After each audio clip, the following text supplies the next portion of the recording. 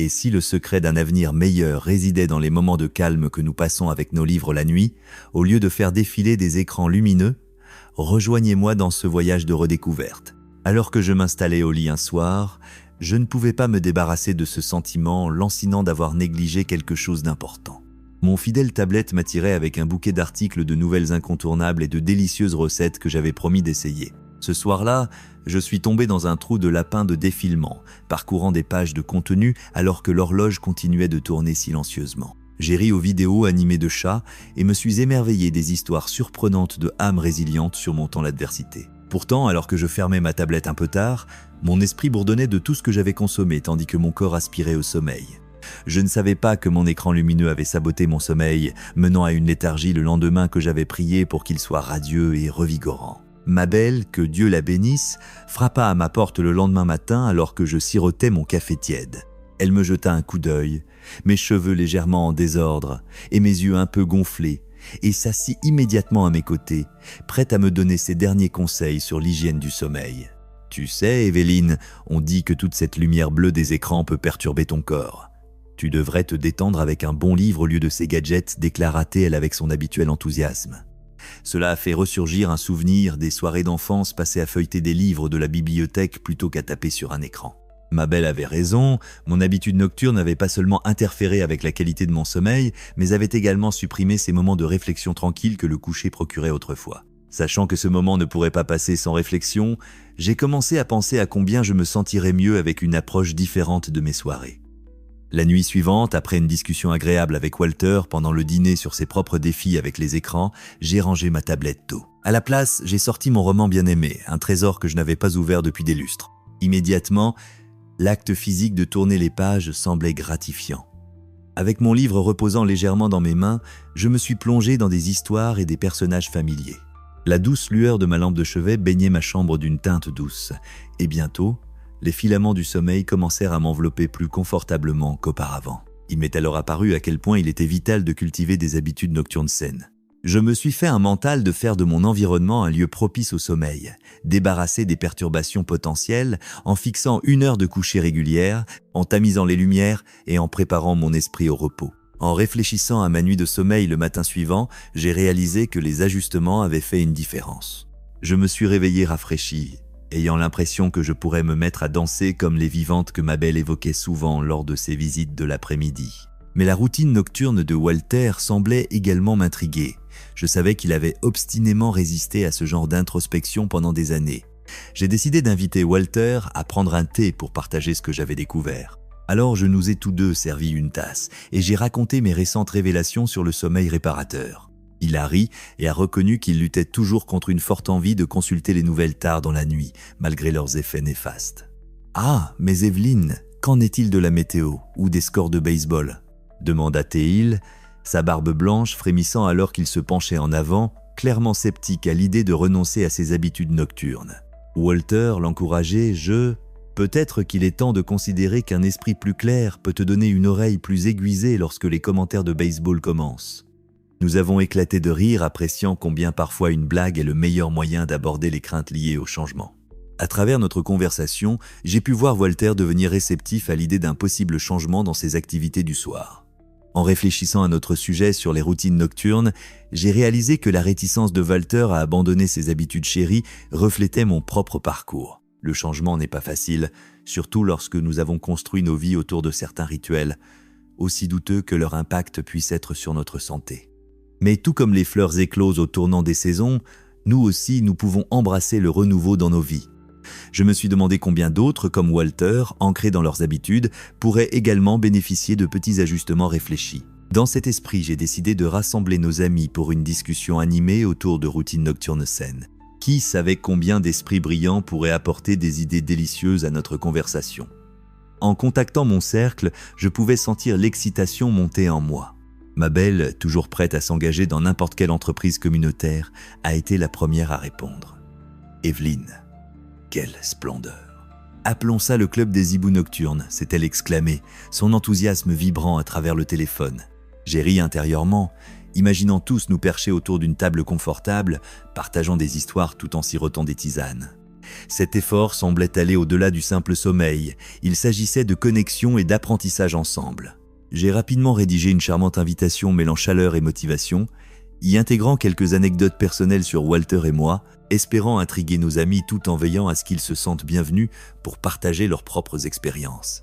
Lorsque le jour de notre rassemblement est enfin arrivé, l'anticipation remplissait l'air. J'avais préparé un petit assortiment de tisanes, de biscuits et un délicieux éventail de fruits secs. Alors que j'arrangeais la table, je réfléchissais aux éclairages que nous pourrions tous partager. Serait-ce un moment de réflexion propice à un véritable changement ? Me suis-je demandé. À mesure que les invités arrivaient, je sentais une couverture réconfortante de camaraderie m'envelopper. Les câlins chaleureux et les salutations joyeuses enflammaient mon cœur d'élan. Tout le monde a trouvé une place autour de la table circulaire et nous avons lancé une conversation légère, riant et nous mettant à jour sur nos vies. Même Walter était armé d'enthousiasme, partageant des bribes délicieuses sur son potager et son amour continu pour le baseball. Une fois le thé versé et tout le monde installé, ma belle a pris les rênes. « Très bien, hibou nocturne, déployons un peu nos ailes et parlons de nos chevauchements nocturnes. » À thé, elle déclarait avec entrain. Ce qui a suivi était tout simplement exaltant. Nous avons ouvertement partagé nos expériences face aux luttes de la nuit, déversant des récits de matins engourdis, de cycles de sommeil perturbés et des diverses astuces que nous avions essayées pour éloigner la fatigue. Je ne pouvais m'empêcher de sourire en voyant notre communauté embrasser ce moment de vulnérabilité. Entre deux gorgées de camomille, il y avait des rires, des préoccupations et même des débats passionnés sur les mérites de la lecture par rapport au temps d'écran avant de se coucher. À ma grande joie, Walter a même exprimé ses propres plaintes concernant l'imprévisibilité exaspérante des scores de baseball nocturne interrompant son sommeil. C'était remarquable d'entendre combien de mes amis avaient adopté des stratégies pour combattre les nuits sans sommeil. Jean, une pétillante septuagénaire, a parlé de son nouveau rituel de journalisation chaque soir, versant son cœur sur les pages pour apaiser son esprit avant de se reposer. J'ai aussi arrêté de prendre mon café de l'après-midi. Oh, la différence que cela fait! S'est-elle exclamée, les yeux pétillants. Pendant ce temps, Bill, qui n'avait jamais été timide quant à ses marathons de télévision nocturne, a avoué avec embarras avoir essayé des méditations guidées. Étonnamment, je me sens plus calme. Peut-être devrais-je remercier ma fille pour cette suggestion. La pièce a éclaté de rire, mettant en lumière la légèreté nécessaire pour combattre le spectre persistant de l'insomnie, tout en renforçant l'idée que nous n'étions pas seuls. Notre rassemblement s'est terminé avec un sentiment d'accomplissement et un nouvel encouragement. Alors que avec un nouveau sentiment de camaraderie flottant dans la pièce, nous avons reconnu que notre club des hiboux était bien parti. L'énergie collective des expériences partagées nous a revigorés, et tandis que je sirotais mon thé, je pouvais voir les braises de la transformation s'enflammer en chacun de nous. Je me rappelais ma propre lutte avec une routine nocturne chaotique. Il fut un temps où je veillais tard en regardant la télévision, ignorant l'heure avancée parce qu'après tout, le sommeil était une suggestion flexible, n'est-ce pas ? Mais ces longues nuits conduisaient inévitablement à la désorientation et à la fatigue pendant la journée, rendant mes après-midi semblables à une bataille dans le brouillard. Mon habitude de me réveiller à des heures différentes chaque matin n'a fait qu'intensifier la confusion, comme une horloge malicieuse qui ne suivait aucun horaire. En partageant ces réflexions, je pouvais voir des têtes hochées, en résonance avec mon récit, comme si chacun de nous avait ressenti cette même torpeur à un moment ou un autre. La beauté de notre rassemblement résidait dans la tapisserie de sagesse partagée tissée autour de la table. Autour de biscuits et de fruits secs, nous avons commencé à établir une liste de stratégies, un guide collectif émanant de nos expériences éprouvées. J'ai proposé à tout le monde de trouver une heure de coucher cohérente, quelque chose que j'avais appris grâce à mes propres erreurs. Que diriez-vous de viser la même heure chaque nuit pour envoyer à nos corps un message clair ? Et je proposais, et ma belle s'est jointe à nous, nous rappelant sa règle inébranlable de se détendre avec un bain chaud pour apaiser son esprit. Jean a parlé de l'équilibre de l'éclairage le soir, plaidant pour tamiser les lumières une heure avant le coucher pour signaler au cerveau qu'il était temps de se détendre. L'idée de capturer ces précieux moments du soir, en adoptant moins de lumière, a illuminé les esprits de tout le monde. Nous étions en train de créer une boîte à outils émergente pour nous préparer à un sommeil réparateur. Walter, toujours au centre de l'attention avec son comportement jovial, a décidé de plonger dans la conversation comme s'il dirigeait un orchestre. Et n'oublions pas le pouvoir d'un bon livre, à thé, il déclarait avec enthousiasme. J'ai toujours pensé que je pouvais berner mon corps, mais dès que je m'allonge pour lire, mes paupières commencent à danser à leur propre rythme. C'est comme si elles avaient un accord spécial avec mon esprit pour dire que c'est l'heure de la nuit. Des rires ont éclaté, et il était clair que nous étions tous d'accord. Se livrer à un livre était un remède paradoxal pour nos esprits agités.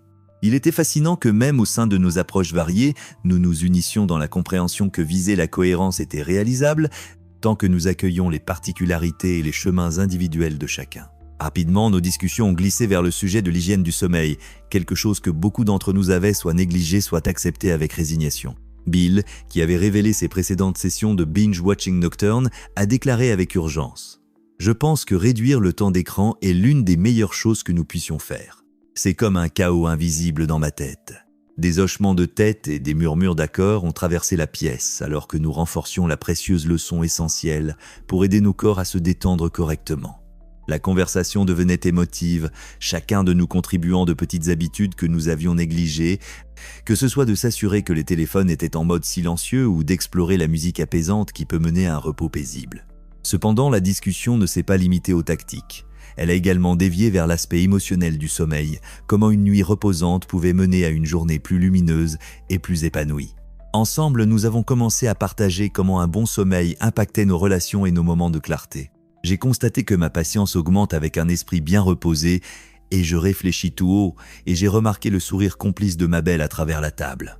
Nous étions en train de transformer ce rassemblement en une réunion non seulement de technique mais de connexion sincère. Chaque anecdote, alors que je me blottissais dans ma chaise préférée le soir suivant, les souvenirs de nos conversations animées du Club des Hiboux tourbillonnaient dans mon esprit comme une douce brise à travers des feuilles d'automne. Je ressentais une anticipation mêlée d'excitation, non seulement pour les connaissances que nous pourrions acquérir ensemble, mais aussi pour les liens plus profonds que nous pourrions cultiver dans notre quête commune de bien-être. La discussion sur les rituels nocturnes avait résonné profondément en moi, et maintenant je m'engageais à mettre en œuvre certaines de ces idées. Je commençais avec un petit objectif, je choisirais 1 heure de coucher régulière pour signaler la fin de la course de la journée en veillant à être au lit avant 22 heures. La constance est la clé, me rappelais-je alors que je feuilletais mon roman bien-aimé, préparant le terrain pour ma nouvelle routine. Les mots familiers se brouillaient légèrement alors que je m'installais dans ce paysage réconfortant. Mabel, toujours enthousiaste, avait promis de se joindre à moi pour des promenades au crépuscule, remplissant ses agréables balades de délicieuses histoires sur le passé. Marcher dans l'air frais du soir, avec les ombres s'étirant sur le sol, était déjà une notion réconfortante. Cela ressemblait à la meilleure sorte de nostalgie mêlée d'excitation. Chaque promenade du soir signifierait la fin de nos journées chargées, préparant nos esprits et nos corps à des nuits reposantes. De plus, partager nos pensées en chemin était sûr de renforcer nos liens. Mabel et moi parlions de tout pendant ces balades, des moments de réflexion qui semblaient précieux et surtout restaurateurs. Je pouvais déjà nous imaginer déambulant à travers nos parcs de quartier, échangeant des rires durant ces heures dorées avant que les étoiles ne fassent leur apparition. Au fur et à mesure que la semaine avançait, les petits changements dans ma routine nocturne commençaient à peindre des coups de pinceau vibrants à travers mes journées. Je pouvais sentir les effets apaisants de la détente avant le sommeil, et j'étais prudemment optimiste quant à l'impact que cela aurait sur mes niveaux d'énergie. J'étais étonné de voir à quel point ma tête se sentait plus légère le matin et combien il était agréable de se réveiller rafraîchi. Ce n'était plus une tâche laborieuse de se préparer à commencer la journée, mais un pas vers la paix de la routine et les possibilités. Je suppose que lorsque nous choisissons activement nos habitudes, nous regagnons le pouvoir de façonner nos vies. M'exclamai-je à voix haute la prochaine fois que je vis Walter sur son porche, affichant fièrement ma nouvelle énergie. Il rit, sa barbe épaisse dansant de joie. Contre toute attente, Walter semblait intrigué, peut-être même disposé à envisager le changement. Finalement, j'organisai un petit rassemblement pour notre groupe soudé afin de continuer à partager nos progrès et nos expériences. J'étais pleine d'excitation en préparant des tisanes pour Walter et Mabel grâce à la suggestion passée de Walter. Mabel m'encouragea lorsque je taquinais Walter sur le fait de ne pas laisser son obstination l'empêcher d'essayer quelque chose de nouveau, à quoi il accepta courageusement 2 cuillères de miel, malgré ses réserves habituelles. L'atmosphère était joyeuse alors que nous nous réunissions dans mon salon baigné de lumière, les teintes dorées illuminant la conversation comme des rayons d'espoir éclairant nos esprits. Dans ce rassemblement empli de rire et de familiarité, nous partagions des récits de petites victoires.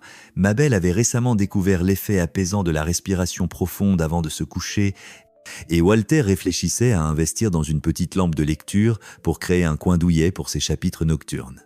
Alors que nous sirocions nos concoctions d'herbes chaudes, je ressentais un sentiment d'unité nous envelopper, ce parcours partagé vers un bien-être amélioré et des connexions plus profondes transformaient nos nuits.